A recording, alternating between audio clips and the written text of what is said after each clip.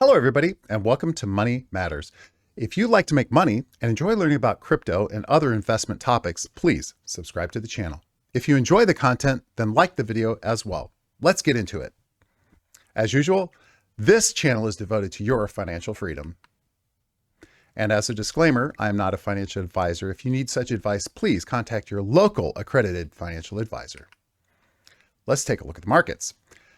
Well, Bitcoin is still hovering in the mid-50s, and I don't know if it's going to continue sideways for the moment or not. It's hard to tell, but everything else seems to be moving very nicely. Ethereum is just, after taking a short break, is just going crazy. I think we should be seeing 5,000 somewhere close to the end of the week. My guess is 52 by probably Sunday or so. A lot of the altcoins have already started to take off. I made a note here for EOS because they really had a stellar movement today. They did, there's a little bit of news coming up a little bit later on that explains some of that jump, but they've been one of the forefront coins to move in the alt season. So it's been nice to see that as well. But a lot of them have been moving up. So that's wonderful. Let's take a look at the news.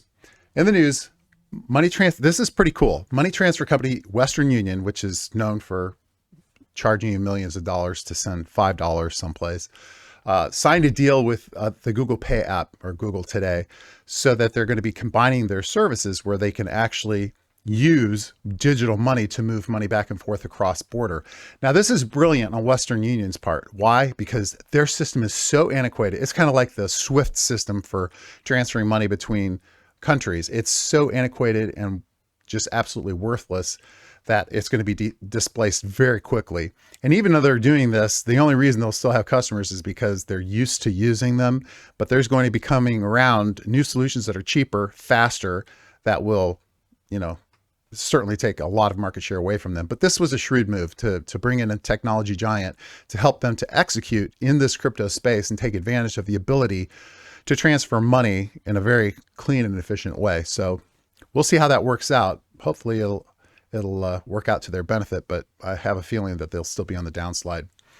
Let's see, e-commerce giant eBay Tuesday allowed the sale of non-fungible tokens, NTFs, for digital collectibles such as trading cards.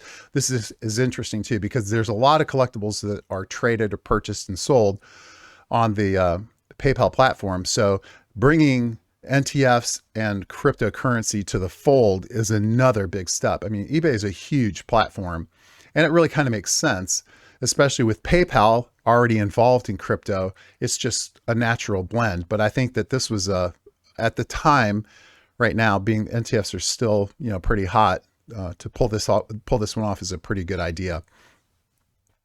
This is the reason that EOS went up so high today. Block One, which is a company, is going to launch Bullish, which is a new crypto exchange. They've secured $10 billion in funding. And apparently this is a very snazzy, revolutionized type exchange that has a lot of automated functions, automated like bot trading type things, or automated portfolio management features. So apparently the features that it has are so vast and outside the realm of an exchange, kind of like Coinbase going into other businesses, that it's going to establish a basic ecosystem, a financial ecosystem with this particular platform. And it's built on EOS. That's why EOS took a big jump today. I think that this is the trend of the future. And we've already seen it with Coinbase in their kind of decentralized functions. They're not just an exchange. They do a lot of other things. And it won't be long until that's where they make most of their money. So new exchanges are going to come up, but when they come out of the gate, they're going to have a lot of features and functions that most regular exchanges won't have, just to be competitive right from the start. So I'm curious to see what this platform looks like and to try it out. I think it'll be very, very interesting. So no time frame on when it's going to launch, but I'll keep you posted. When I find out, I'll let you know. So maybe we can do a little expose on it and see how it works. Okay, today's special topic is stablecoins. It seems like a pretty good topic for this particular point in time. Why?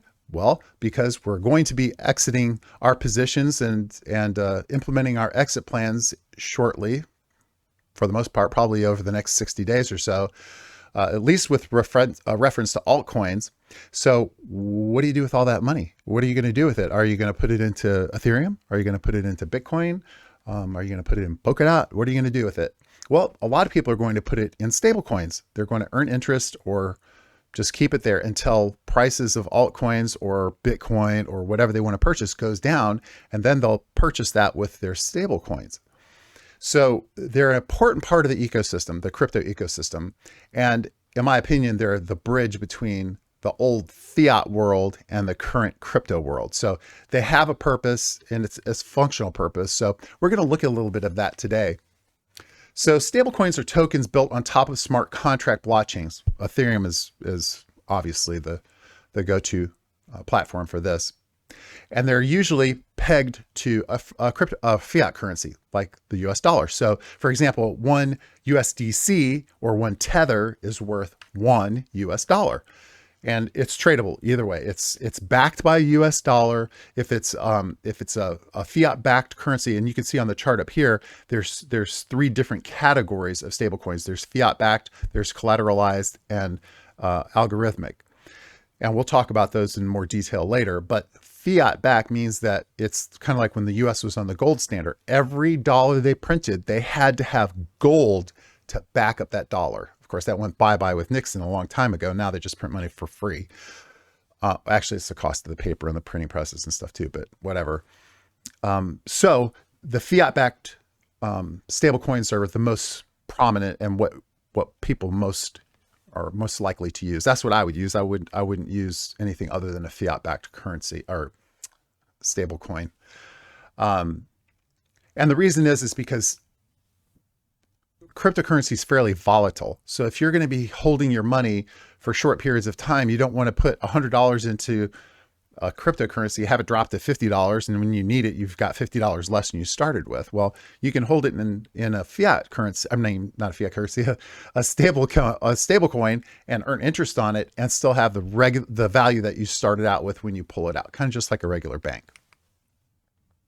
So we've talked a little bit about this, but what is the point of a stablecoin? Well, it is to allow people to have some sort of store of value without losing that value in a guaranteed way. And stablecoins are a crypto coin, so they're electronic, they're open, they're global, they're accessible anytime. You don't have to wait until banking hours to go withdraw it or transfer it or do anything with it. It's electronic, so it's fast and cheap. It doesn't cost really anything to do that.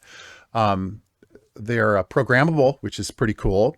And like I said before, they're not only an important bridge, they're one of the few bridges that functions in a very high level between the crypto world and the fiat world. So they're kind of I could see this going away. I could see that, someday this won't be a necessary item to have, but for the foreseeable future, the long foreseeable future, this is going to be something that's really important. Now let's talk about these different types of stablecoins. There's three main types. The first one we've kind of already mentioned, and that is fiat-backed or currency-backed stablecoins. So like USDC, Gemini has their own coin, Coinbase has their own coin, of course, Tether and DAI. There's a bunch of different ones that have value tied to a fiat currency. So that's typically what people go for because it's quote guaranteed, because there's money backing it up for whatever that's worth, I suppose. Well, I guess in crypto world, it's worth a lot because everything's kind of associated with dollars still at this point in time. Commodity-backed stablecoins, this is a little bit different. This is like MakerDAO, which are a bit riskier. You deposit your cryptocurrency to an account and then you borrow the corresponding amount against it. So there's value fluctuation here. So it's not optimal if you're trying to store your money to purchase something later and you're not taking it off your exchange to go buy a car or something. You want to keep it there so you can have the opportunity to buy another currency when it's on a dip or something. So this would not be the best way to do that. And then the final group is very it's a newer type kind of idea, and it's tied to an algorithm. And basically, what happens is that the quantities, the supply, automatically moves up and down dependent upon the fiat currency that they're tied to and what's happening in the market. So this is not good. So basically what this is this is the crypto version of the federal government. They kind of try to prop up the value of what they're giving you, this stable coin, but there's nothing backing it up. So it's really risky. There hasn't been anything I've seen that's happened so far, but we're in a bull market, so who knows? But this would not be the best route for most people to take because it does involve a level of risk. I think that there's some appealing factors with respect to return on it, but in my opinion, I would stick with a fiat-backed or a currency-backed stablecoin, and I would only use a stablecoin to hold until I got into something that was going to make me a lot more money than what a stable coin is going to make me anyway. You wait for the market to drop. Well, Bitcoin's going up at least 200% a year. Well, that seems like a pretty good investment. They're not going to be paying you that in a stable coin. So you choose the best investment for your wallet. So when you look at the three, it's kind of like, that's why, Tether is so high up on the market cap chart. They're a big market cap because a lot of people use it. So, and I know that there's other ones that are available too, but that's the dominant one in the marketplace. Okay, so let's do a quick recap. So Ethereum is moving up hard again. We should see, unless it stops to take a break again, we should see it bolt right up to 5,200 by the beginning of next week. 5,000 by the end of this week is my estimation. And then depending upon what's happening with the altcoins, we could see it march pretty quickly to 70, 78, somewhere right around June, end of June. But my thoughts are that alt season is probably only going to last till mid-June at the most.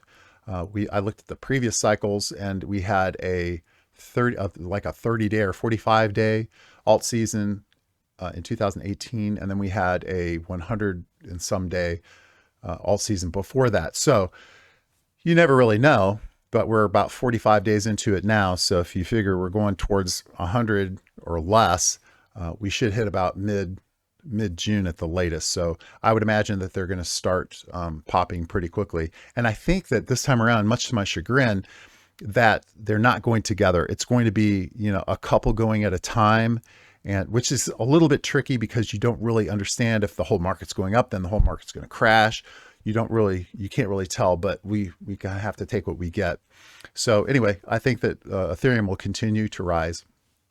EOS made a big move, working in conjunction with a new exchange coming into the market. And I'm pretty excited to try this one out. Coinbase's fees are going up dramatically. I just can't believe it.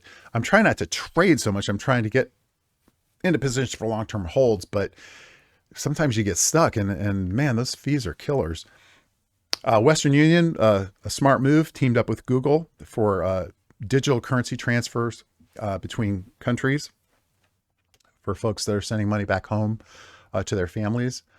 eBay is allowing NTFs for digital collectibles like trading cards, which is a big deal. I think it's a natural move for them. And I really do think that it's going to be beneficial. And I think that it will really help to move NTFs into the mainstream. eBay is a big platform, and there's a lot of people who are not exposed to crypto who use it and will now get exposure to it. So it should be interesting to see. Block One aims to launch Bullish, which is going to be the exchange that's built on the EOS network. And last but not least, I would be curious to know, I've been hearing all kinds of opinions on this $5,000 mark from Ethereum. A lot of people over the past couple of days are, oh, it's going to crash down to 28 now, because we were just kind of meandering, back and forth right under 4,000. But of course, that's not what happened. We moved up, and you can never really tell what's going to happen. But I would be interested to know if you think it's going to drop off anytime soon. If so, where is it going to drop down to? And if you believe that it truly is going to 5,000, do you think it'll happen in the relatively near future, or it be pushed out just a little bit longer? I would be curious to hear. So leave a comment below and let me know. That rhymed. Click. Scammers, look out for them. In fact, there was a news article I read today about, I can't remember the name of the software, but it's basically comes in an email, and if you click on it, it searches your entire computer for crypto login information. So for like a ledger or, like passphrases, things like that. So anyway, be vigilant. Don't let it happen to you. And last but not least, winners never quit and quitters never win. Always give your very best effort to overcome the challenges that you face in life. I hope you had a great day. I had a great day, and I will see you tomorrow.